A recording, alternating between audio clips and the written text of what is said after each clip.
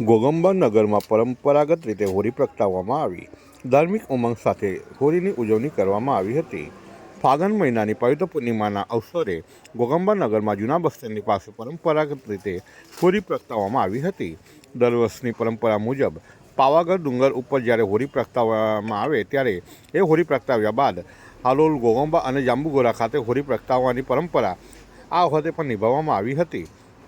આ પ્રસંગે હોળી ધાર્મિક ગોગંબા ખાતે ધાર્મિક વિધિપૂર્વક પૂજા વિધિ કરી હોળી પ્રગટાવવામાં આવી હતી.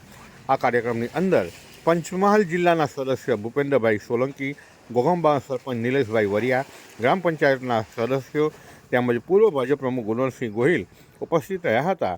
એની સાથે સાથે બજરંગ દળના ધવલ પંડિત સહિતના નગરના યુવાનો મોટી સંખ્યામાં જોડાયા હતા.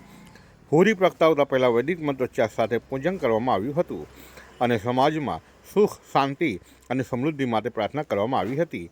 નગરજનોના ધાર્મિક ઉત્સાહ અને ઉમંગનો માહોલ જોવા મળ્યો હતો. ઉલ્લેખનીય છે કે હોળી પ્રગટાવવાની આ પરંપરા વર્ષોથી અવિરત રીતે ચાલી રહી છે, જે સામૂહિક એકતા અને સાંસ્કૃતિક વારસાનું પ્રતિબિંબ છે. આ રીતે ગોગંબા ખાતે રાજગઢ પોલીસ સ્ટેશનના હોમગાર્ડ કમાન્ડર દિલીપસિંહ અર્જુનસિંહ સોલંકી તેમજ હોમગાર્ડના જીઆઈડી જવાનો પણ ઉપસ્થિત રહ્યા હતા.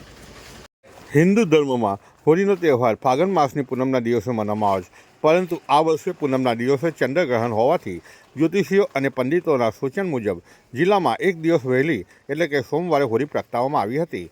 પંચમહાલની ભૌગોલિક અને સાંસ્કૃતિક વિવિધતા મુજબ ગ્રામીણ વિસ્તારોમાં હોળીનો અનેરો ઉત્સાહ જોવા મળ્યો હતો, જેમાં આજે ગોગંબાની ખાતે હોળી વૈદિક મંત્રોચ્ચાર સાથે કરવામાં આવી હતી.